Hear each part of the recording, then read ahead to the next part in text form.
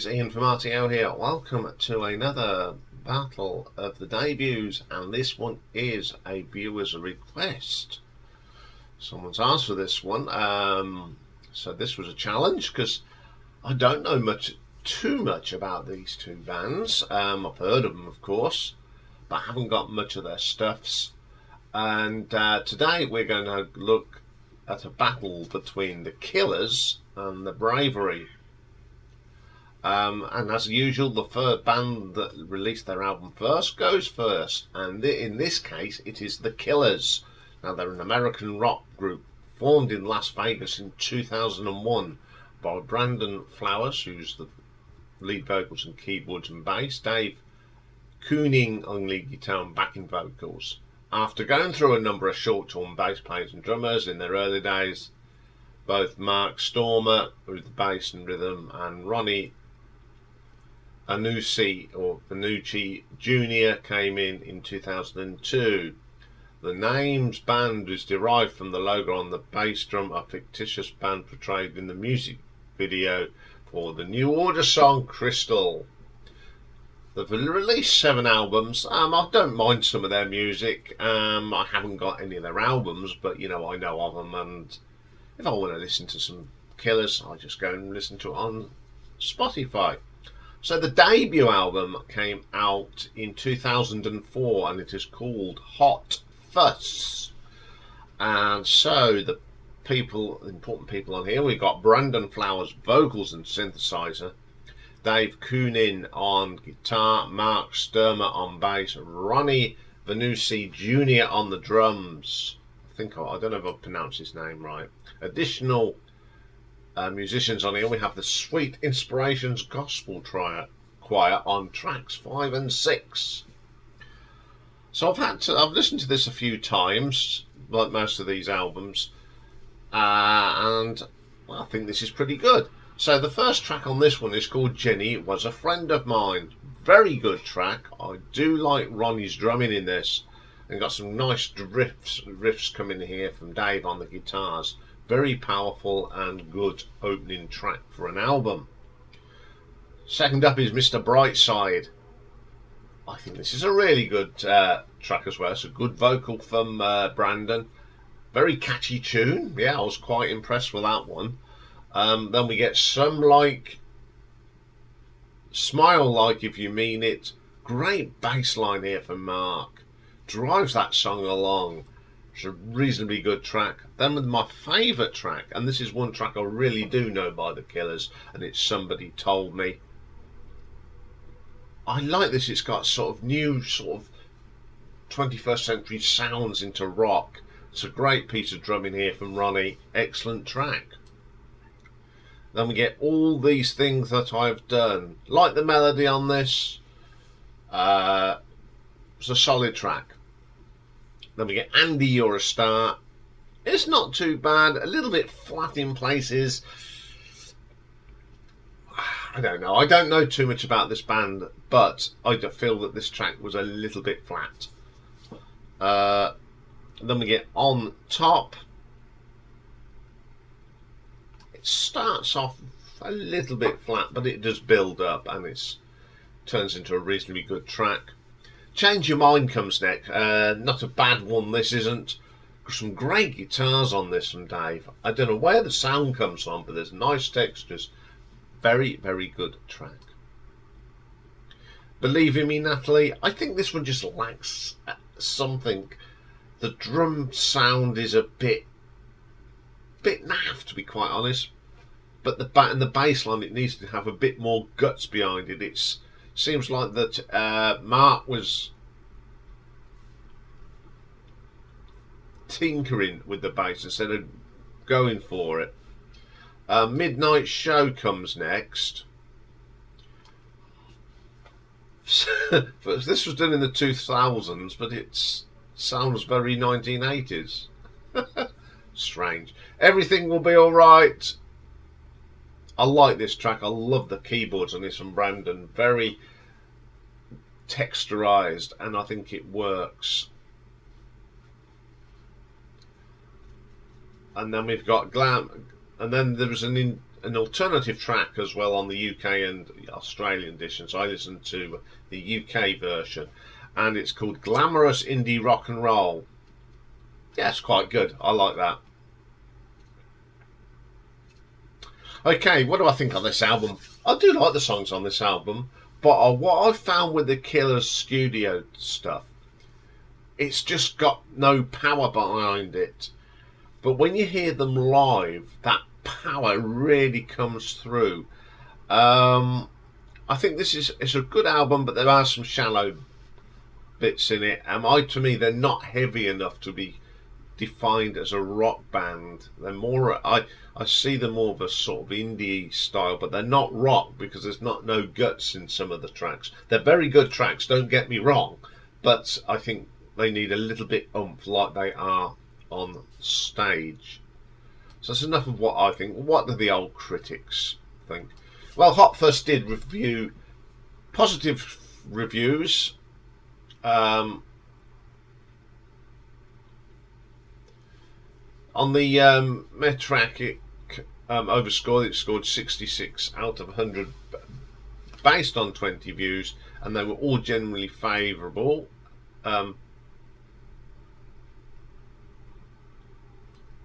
There's not that many actual reviews I've found, but little things about it. Topped the UK charts for 2 consecutive weeks in 2005. And in 2013 they said it was made it platinum. So Rolling Stone ranked Hot Fuss 34th on its list of best 100 albums of the decades, and among one of the 1001 albums you hear before you die. So it's not too bad. So let's have a look at the ratings and the stars. What I did find, AllMusic gave it a 4.5. Alternative Press gave it a 4 out of 5. Bienda gave it 4. Entertainment Weekly gave it a C. The Independent gave it a 5 stars. NME gave it 7 out of 10. Pitchfork gave it a 5.2. Q gave it a 3. Rolling Stone gave it a 3.5, as Spin did. Did alright in the charts, got to number 1 in the Australian album charts, in the Ireland, Scottish, UK ordinary albums and the independent albums, but only got to number 7 in the USA.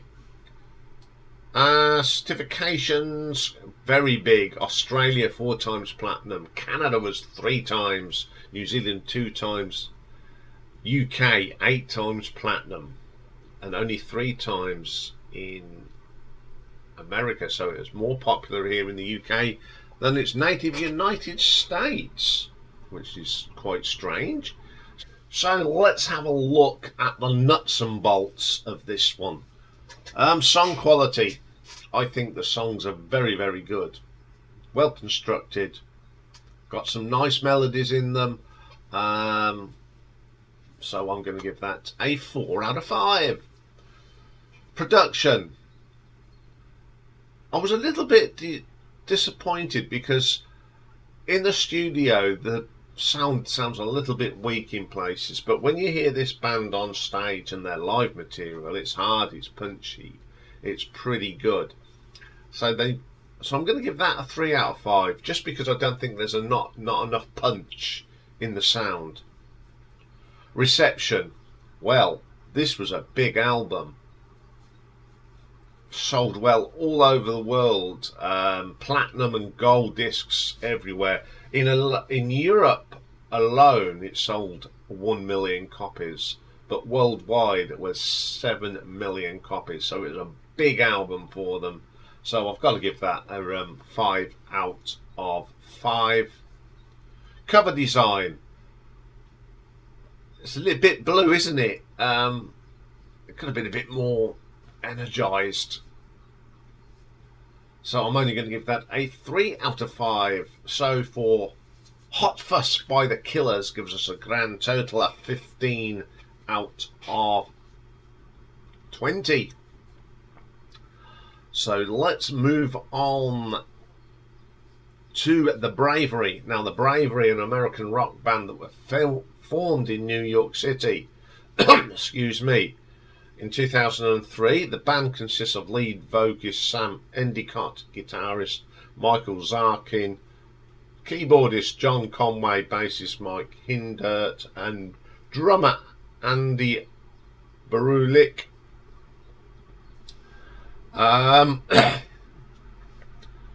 Again, they've made quite a few albums. They were inactive from the early 2010s onward. They were on a definite hiatus.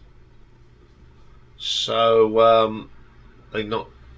But in 2021 they said they're back. So I haven't heard much more. So the Bravery debut album is self-titled, and it was released in 2005. So on here, of course, we have got Sam Endicott on lead vocals and rhythm guitar, Michael Zarkarin on lead guitar and backing vocals, John Conway on the keyboards, Mike Hindert on bass, Andy Bullich on drums, with additional drumming from Stephen Lowry. Tambourine gets a mention with Joshua Kessler. Okay, the first track on this one is the big hit for them, An Honest Mistake. It's okay, it's a bit more poppy.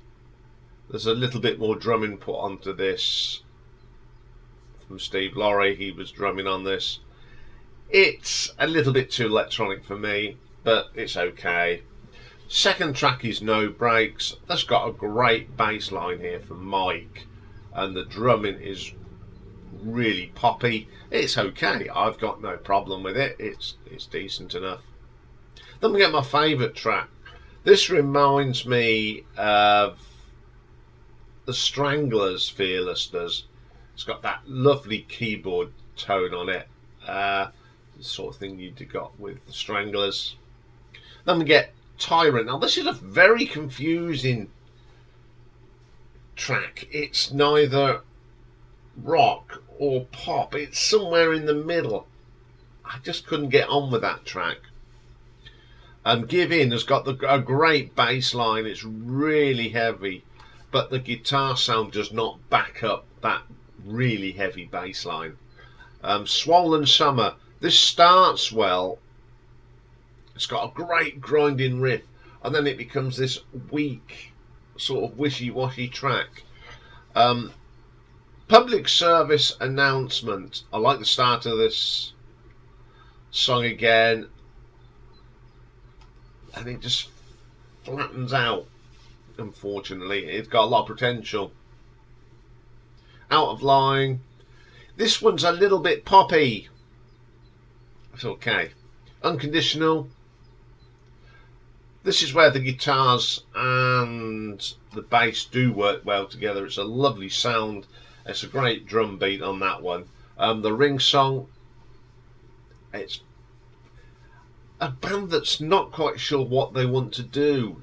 I like the song, but the arrangement, like, you know,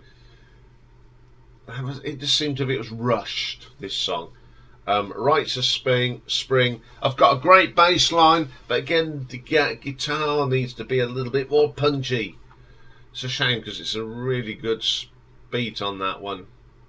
It's the last track on this one. What do I think about this one? I think this is an album by a band that are still in their early development. I'm not quite sure which direction. I've heard some of their other stuff and it gets a little bit more punchy, but this is it's more poppy than rock, especially on the drums. It's very pop. It's got one or two good tracks on it, but this, again, it's not heavy enough to call it rock music. I'd only heard this a couple of times, and I've listened to it quite a lot because I was not quite sure where to put this, and I found it quite disappointing in the end and a little bit mediocre. Sorry if you're a Bravery fan, but the good news is I do like their later ones. There's some better songs on the later albums. So what do the critics think? It gained positive reviews and praise for their interpretation of the new revival movement. Steve Sutherland of Uncut gave high praise of the new wave revivalist production and the band's musicianship, which I can understand because they are pretty good musicians. And he said this is already one of the debut albums of the year. I'll sort of sit on the fence with that one. And my friend Robert Christel from the Village graded the album as a dud, indicating a bad record whose details rarely merit further thought. Pitchfork writer Adam Moroder criticised the band's unremarkable to take the new 80s new wave with lackluster instrumentals, Endicott's vocals sounding too close to Robert Smith and Simon Le Bon. Yeah, he's got a good reason to say that because they are a little bit like that. But praised the tracks like Honest Mistake and Tyrant for their integrals of the terms of synth and vocal choices. And then he said, despite these highlights, it's still a rock made with on an assembly line, a predictable, economically efficient, about as dynamic as a Model T. Bit harsh, but let's see what the ratings were. All Music gave it a 3.5. Lost at Sea gave it 8 out of 10. The NME gave it 7 out of 10. Pitchfork 5.3. Pop Matters 7 out of 10. Other thing, Robert Christgau just gave it the old-fashioned bomb with the black bomb with the thing. He gave it that. Rolling Stone 3, and Uncut did give it 5 stars, which is interesting, to be quite honest. Didn't do much in the charts. It peaked in America. It peaked at number 18 and got to number 5 in the UK. So let's have a look at the nuts and bolts of this one.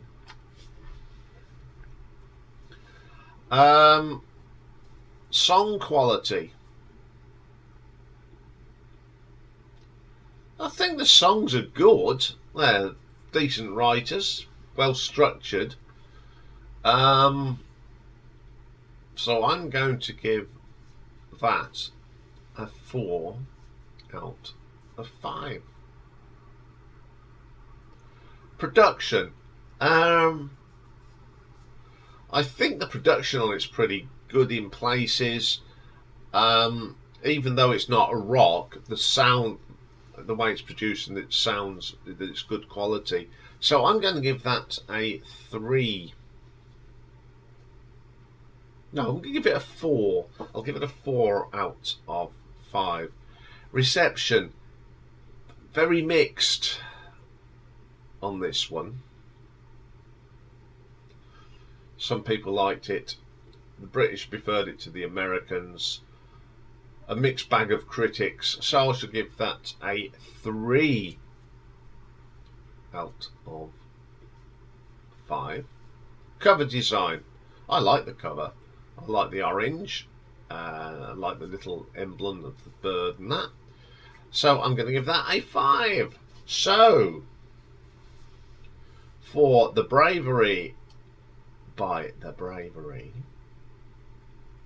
give us a total of 16 out of 20. So, on the scores, The Bravery have won. But when you put these two albums against each other side by side, I think the Killers have just picked this one today. Probably because the songs are all very structured and they all sound reasonably rocky, even though they lack that extra beat on the studio. But when you listen to these live, they are really good songs. I think with The Bravery on this one, they just didn't know where they were going to go. Some of the tracks sound poppy, some of them sound rocky. Then you get ones that just don't know where they're going. So it was a little bit inconsistent on the Bravery, but they did get better. I mean, the Killers are, not one of my favourite bands, but I see what they're doing, and they're taking up the modern rock sound. And yeah, I think they're brilliant on stage. I've seen a few of their concerts on telly, and I'm quite happy that they sound good on stage. I think they're better. I think they're a better live band than a studio. My honest opinion. So for me today, the winner is the Killers and Hot Fuss. But you may disagree with me, as you always seem to. Which is all. This is what this is all about. This is just me telling a thing, but it's more for you guys to decide which are your favourite debuts.